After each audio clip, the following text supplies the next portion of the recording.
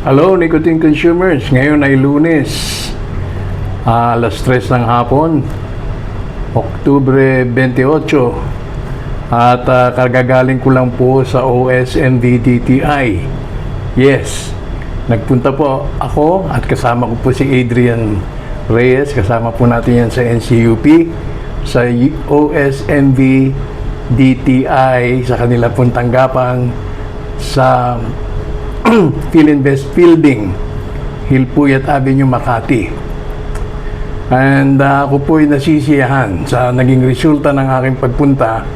Although na yung aking original schedule na request for interview with Attorney Valdez ay naging indefinite kasi yung aking flight ay na-postpone noong nakaraang Huwebes dahil nga po sa sama ng panahon. So na-move po yung aking flight ng Sabado.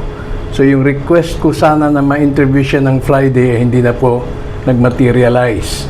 Sa halip ako po ay nagpunta kanina, kasama ko si Adrian, ng mga bandang alauna. Ano po yun, unsolicited po yun. Wala pong paunang abiso na ako'y pupunta, basta nagbakasakali na lang po ako. Nang akin pong iprinisyenta ang aking sarili, ay nagkataon nandun po si Attorney Valdez at pinaunlakan po niya dahil alam po niya na ako po yung nanggaling pa sa Iloilo. So, ipapasalamat po ako unang-una kay Attorney Valdez, Marcos Valdez, sa nabinigyan niya tayo ng pagkakataong makausap siya. Ngayon siya po ay naantay na sa conference room dahil meron po siyang atin ng meeting. Pero sabi niya, sandali lang, pagbigyan natin si Ka Anton. Maraming salamat po dyan, appreciate po natin. So may mga critical na question tayong itinanong sa kanya. Unang-una tungkol po dun sa 8 million na GCMS, Gas Chromatograph and Mass Spectrometry Machine. Ang una po nating napabalita, dahil nga po ang ibinalita sa akin, nire-require nga daw po ang bawat local manufacturer na bumili. Ini-emphasize po niya, ini-stress out po ni Attorney Valdez na hindi po niya nire-require. No? Maganda sana kung meron, no? Pero kung wala, dahil nga po sa napakabigat na investment, ay hindi naman po niya nire-require. Lamang, kailangan po talaga na maisaayos lahat pagdating po doon sa mga standard requirement. Kasi po, yung mga local manufactured juice ay wala pa po tayong sapat na paraan para ma-assess ho yung kalidad.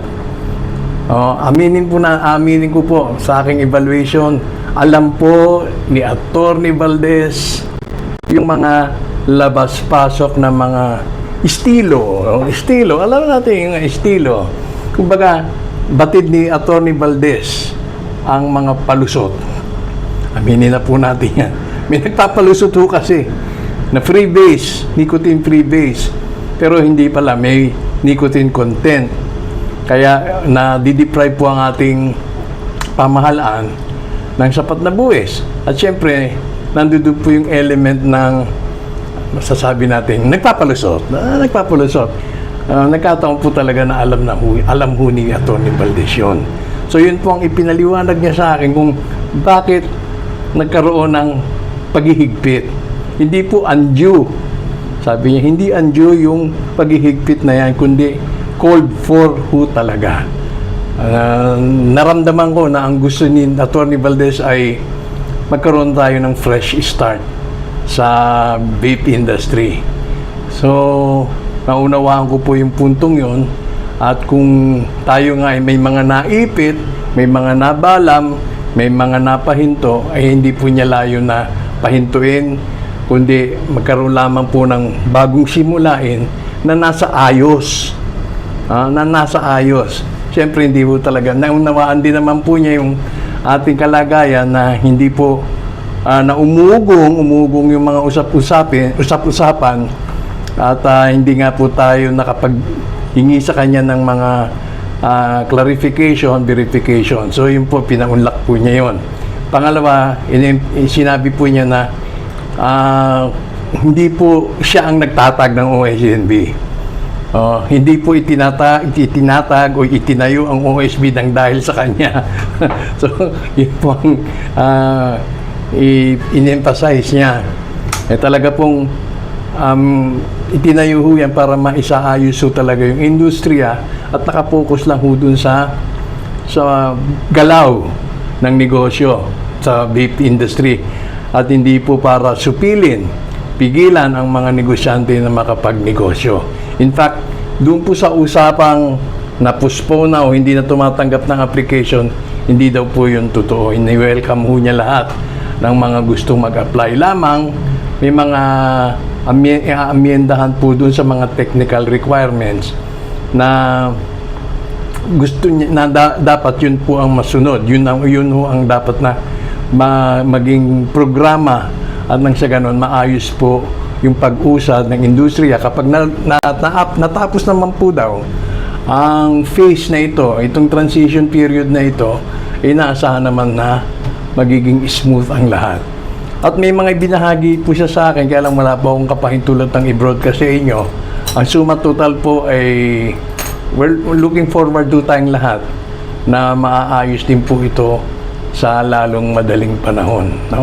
Batid po niya yung ating concern, napapakinggan po niya ang ating mga pinapaabot at alam po niya ang mga suliranin, yung ating mga hinaing, yung ating mga saloobin tungkol po sa mga nangyayari at hindi po niya yan ini-ignore, hindi po niya yan sinasabing pinalalagpas lang sa tenga, kundi gumagawa po talaga siya ng paraan para ma-address yung mga existing challenges na kinakaharap. Hindi lamang po ng mga nasa vape industry, hindi lamang po ng mga vape shop owners, kundi maging sila ay inaharap po nila yung mga kumbaga yung mga birth pains na alam naman po natin, ibatid na po natin.